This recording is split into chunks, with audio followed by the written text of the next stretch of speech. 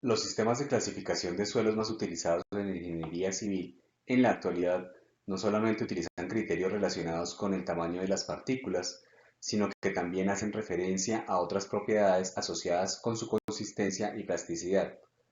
Por esta razón, antes de hablar de los sistemas de clasificación de suelos, trataremos de las principales propiedades asociadas con la consistencia, plasticidad y distribución de tamaños del suelo, lo que se denominan propiedades índice. Las propiedades índice de los suelos son un conjunto de características que se pueden determinar por ensayos estandarizados y que permiten correlacionar el comportamiento de un material con propiedades geotécnicas o realizar clasificación por métodos específicos. Las propiedades índice para cada tipo de suelo están enfocadas en determinar sus características más influyentes en su comportamiento. Así, para el caso de los suelos granulares, las propiedades índice están asociadas principalmente con la forma y tamaño de las partículas. La forma de las partículas influye en la resistencia al corte de los materiales y en su compactación. Las partículas que conforman un suelo pueden presentar tres formas características: masivas, cuando sus dimensiones, largo, ancho y espesor son más o menos similares. Pueden presentar forma de plato, cuando una de las dimensiones es mucho menor que las otras dos. Esta forma también se denomina laminada. O pueden presentar forma de aguja, cuando una de las dimensiones es mucho mayor que las otras dos. Un suelo con partículas laminadas, por ejemplo, presentará un buen comportamiento ante compresión, pero no ante resistencia al corte. En el caso de un suelo con partículas masivas, este puede presentar mejores respuestas ante corte y compresión debido al entrabamiento de sus partículas. El tamaño, en una clasificación muy general, puede ser establecido mediante unos rangos mínimos de dimensiones para los tamaños mayores. Para guijarros, cantos y bloques se utilizan rangos de dimensiones entre 20 centímetros y 2 metros. Para el caso de materiales tipo grava o arena, la clasificación se realiza por tamizado, es decir, mediante el uso de mallas de diámetro estandarizado. El ensayo para determinar la distribución por tamaños de partículas de un suelo se denomina granulometría y consiste en hacer pasar una muestra de suelo seco a través de una serie de mallas o tamices de diámetros estandarizados. Los tamices poseen nombre según el diámetro de la abertura para los tamaños mayores a 3/8 de pulgada y nombres que hacen referencia al número de aberturas por pulgada cuadrada para los tamaños menores a 5 milímetros. Algunos tamices sirven como referencia para separar diferentes tipos de suelo. El tamiz número 200, por ejemplo, separa materiales finos de materiales gruesos. El tamiz número 4 separa gravas de arenas y el tamiz número 40 separa materiales netamente gruesos de materiales sobre los cuales han de realizarse ensayos para observar sus características plásticas. Un ensayo de separación por tamaños de partículas con el uso de tamices se denomina granulometría por tamizado. La distribución granulométrica o gradación consiste en representar mediante una curva continua los porcentajes de muestra de suelo que han pasado por cada uno de los tamices. En este caso se utiliza un sistema de representación en que el eje de las ordenadas es aritmético y en él se representa el porcentaje que pasa, y en el eje de las abscisas, que es logarítmico, se representa los diámetros de cada tamiz utilizado. Es importante anotar que no todos los tamices son utilizados en los ensayos de granulometría. El grupo de tamices a utilizar o serie de tamices será determinado por las normas específicas para cada tipo de material dependiendo de su uso. Por ejemplo, bases o subbases para pavimentos o agregados para completo asfáltico. Cada uno de estos materiales ha de clasificarse con una serie específica. Existen diferentes formas para las curvas de gradación o curvas granulométricas, sin que ninguna de ellas indique una mala calidad de los materiales. La calidad de la curva granulométrica obtenida o del material como tal estará dada en función del uso que se le dará al material. Por ejemplo, para una base granular, para pavimentos, se deberá garantizar que la curva abarque todos los diámetros sin que se presente un alto porcentaje de finos. Pero en el caso del material para filtro drenante, es preferible que los tamaños de las partículas se concentren en un solo valor. Para caracterizar la curva granulométrica se utilizan dos índices que hacen referencia a la uniformidad del material y a la suavidad de la curva: el coeficiente de uniformidad y el coeficiente de curvatura. Estos índices se determinan en función de los diámetros para los cuales pasa un determinado porcentaje. siendo leídos directamente de la curva granulométrica. El coeficiente de uniformidad es la relación entre el diámetro para el cual pasa el 60% del material y el diámetro para el cual pasa el 10% del material. El coeficiente de curvatura se establece en función de los diámetros para los cuales pasa el 30% del material, el 10% y el 60% del material. Para materiales finos, las propiedades índice se asocian con su consistencia y plasticidad, la cual se ve influenciada por la forma y tamaño de las partículas y los fenómenos electroquímicos que se generan en su interacción con el agua. Las partículas de arcilla normalmente son compuestos de sílice o aluminio enlazados con grupos hidroxilos en diferentes configuraciones, octaédricas o tetraédricas, por ejemplo. Estos tipos de enlaces hacen que los minerales arcillosos presenten una determinada afinidad por el agua y por esta causa pueda presentar plasticidad o fenómenos de contracción y expansión. En suelos finos también puede realizarse una clasificación por tamaño de partículas para poder separar limos de arcillas o de material coloidal. En estos materiales el ensayo no se realiza con tamices, se realiza un ensayo de densidad o ensayo de hidrometría.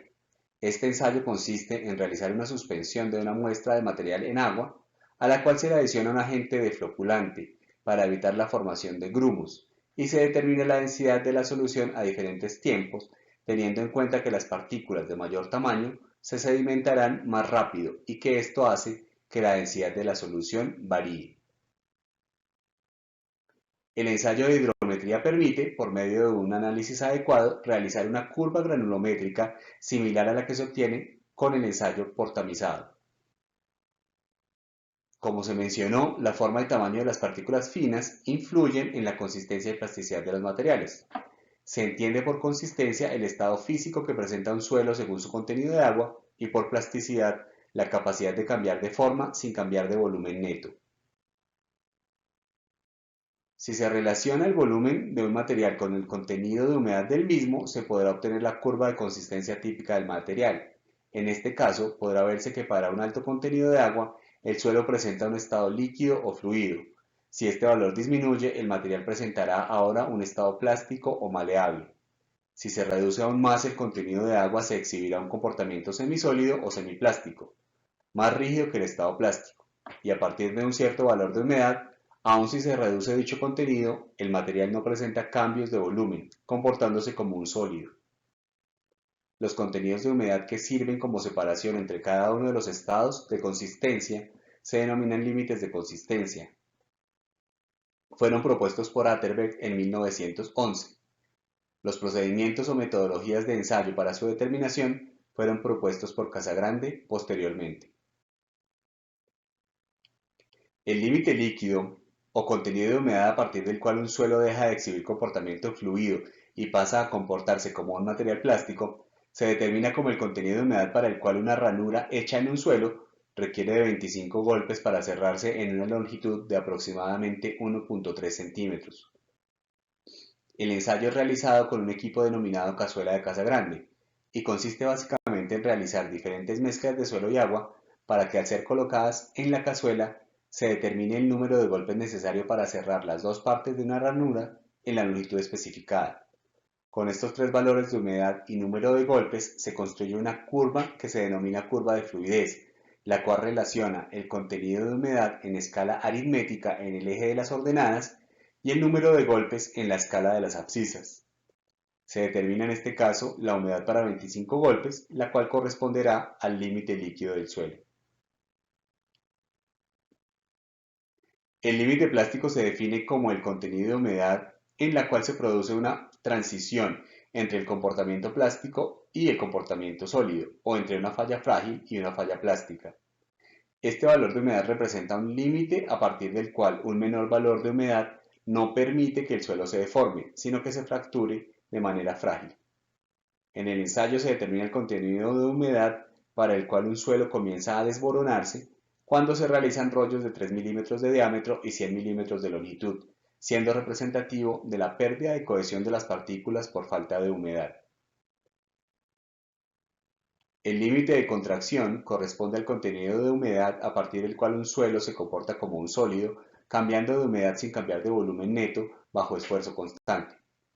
Es el mínimo contenido de agua en el que se presenta un comportamiento plástico o el menor contenido de agua en el cual se puede considerar saturado un material. Es representativo de la humedad a la cual se generan grietas de tracción en suelos por procesos de contracción asociados con la evaporación de agua o el abatimiento de niveles freáticos. El ensayo se realiza a partir de una pasta saturada secada al aire, a la cual se le determina el volumen y humedad inicial y el volumen y humedad final para establecer el límite de contracción en función de dichas cantidades. Con los límites de consistencia determinados de los ensayos de laboratorio es posible establecer algunos índices que dan una idea clara del estado de consistencia de los suelos y ayudan en sus procesos de clasificación. El índice de plasticidad, definido como la diferencia entre el límite líquido y el límite plástico, corresponde a una medida aproximada de la plasticidad de un suelo.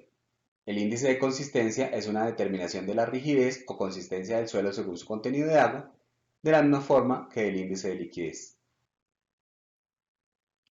Otras propiedades índice de los suelos que pueden ayudar en su caracterización son la actividad, que hace referencia a la posibilidad de interacción química de un suelo con otros materiales. Por definición, la actividad corresponde a la relación entre el índice de plasticidad y el porcentaje de partículas en peso con tamaño menor a 2 micras. Estas partículas son las que se consideran realmente activas y susceptibles de reaccionar con otros suelos o con el agua. El cambio de volumen representa una medida del potencial de expansión de algunos suelos. Las expresiones presentadas son dos formas indirectas de determinar el potencial de expansión, ya que existen ensayos específicos para su evaluación. La sensitividad relaciona el cambio de resistencia por remoldeo de un suelo. En este caso, la resistencia se mide mediante el ensayo de compresión inconfinada y se evalúa dicha resistencia para una muestra inalterada y para una muestra remoldeada. Algunas arcillas son capaces de recuperar su resistencia después de un proceso de remoldeo. Esta propiedad se denomina tixotropía. Como se mencionó anteriormente, las propiedades índice permiten la clasificación de los suelos. Los sistemas de clasificación se han propuesto en la medida en que se hace necesario agrupar suelos con características similares y establecer un orden de magnitud de algunas propiedades para poder correlacionarlas con respuestas o comportamientos mecánicos. Dos sistemas son ampliamente utilizados en la ingeniería civil para dicha clasificación, el sistema AASHTO y el sistema unificado de clasificación de suelos. Los dos se basan en propiedades asociadas con la granulometría y la consistencia y plasticidad. El sistema AASHTO establece la calidad de un material para ser utilizado como subrasante de vía. Conocidas las características de granulometría y consistencia de un suelo, se trata de verificar si cumple con los requisitos de un determinado grupo o subgrupo, iniciando de arriba hacia abajo y de izquierda a derecha en la tabla de clasificación. Si un suelo no cumple con las condiciones de un grupo determinado, deberá avanzarse hacia la derecha y reiniciar desde la parte superior la verificación de los requisitos de granulometría y plasticidad.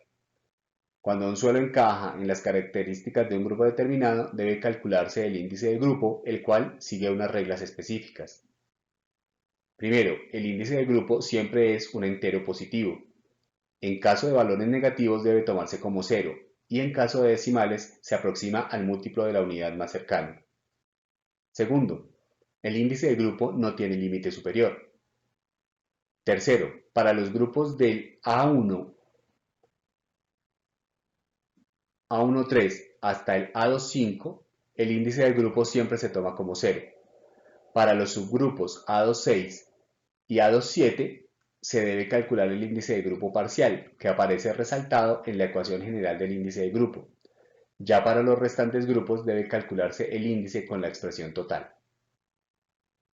El objetivo es entonces asignarle una sigla al suelo con el siguiente formato: A de sistema AASHTO, guión número de grupo, guión número subgrupo si existe, y al final el índice de grupo obtenido o calculado con la fórmula entre paréntesis. Cada grupo o tipo de material presenta unas características específicas en cuanto a uso y aptitudes de uso como material de construcción, las cuales se resumen en la tabla que se presenta. Es importante ver que los materiales que se encuentran más a la derecha de la tabla de clasificación son los que se consideran menos aptos para ser utilizados como subrasante vial. El Sistema Unificado de Clasificación de Suelos asigna también unas siglas o combinación de siglas en función del tipo de material. G para gravas, S para arenas, C para arcillas, M para limos, O para materiales orgánicos, PT para turbas. De condiciones de granulometría, W para materiales bien gradados o P para materiales probablemente gradados. O de consistencia, plasticidad o compresibilidad, H para materiales de alta compresibilidad, L para materiales de baja compresibilidad. Antes de entrar a utilizar el diagrama de clasificación, es importante entender la Carta de Casagrande o Carta de Plasticidad, la cual fue propuesta en 1942. En esta carta se representan todas las combinaciones posibles de índice de plasticidad y límite líquido para los suelos existentes hasta ese momento. La línea vertical, en un límite líquido de 50%, separa los materiales de baja compresibilidad a la izquierda de los materiales de alta compresibilidad a la derecha. La línea U corresponde al límite superior de los suelos reportados hasta el momento de proposición de la Carta de Casagrande, y la línea A separa los materiales arcillosos de los limosos, ubicando las arcillas en la parte superior y los limos en la parte inferior. Existe una zona de clasificación doble entre 4 y 7% de índice de plasticidad y 10% de límite líquido hasta la línea A. Siempre que se realiza una clasificación en la carta de plasticidad y se tiene duda o se encuentra en zonas límites, deberá optarse por asignar las condiciones más desfavorables, es decir, que sea un material arcilloso o de alta compresibilidad. En la figura se presentan las ubicaciones características de algunos tipos de arcillas, como las hilitas, mormorillonitas, caolinitas, aloicitas, entre otros materiales. La clasificación por el Sistema Unificado de Clasificación de Suelos tiene como objetivo asignar una sigla de clasificación, la cual puede estar compuesta por 2 o 4 letras dependiendo de las condiciones que cumpla. El sistema se basa en el porcentaje que pasa por el tamiz número 200, el porcentaje retenido en el tamiz número 4, en los coeficientes de uniformidad y de curvatura obtenidos de las curvas granulométricas y en la ubicación en la carta de plasticidad de su índice de plasticidad y límite líquido. Es importante notar que en el caso de materiales predominantemente gruesos, interesa saber si estos clasifican como arenas o gravas, si se consideran bien o pobremente gradados y si su fracción fina es arcillosa o limosa solamente. Ya para suelos de grano fino, interesa saber si el suelo como tal se considera de alta o baja compresibilidad mediante el uso de la carta de plasticidad. Los materiales orgánicos se clasifican en función del límite líquido determinado en condición inalterada y en condición de secado al horno. Si existe una alteración del límite líquido en estas condiciones superior al 25%, se considera que el material es orgánico. El diagrama presentado es autoexplicativo en función de las rutas que se deben seguir y los parámetros que deberán ser evaluados para la clasificación de un determinado suelo. Se presentan algunas relaciones con las propiedades que exhiben los materiales clasificados en ciertos grupos en cuanto a su compresibilidad, capacidad de carga, permeabilidad y posibilidad de ser utilizados como material de cimentación o soporte de estructuras. Es importante ver que en este sistema, al igual que en el sistema ASHTO, se considera que los materiales más finos o arcillosos presentan condiciones más desfavorables de uso.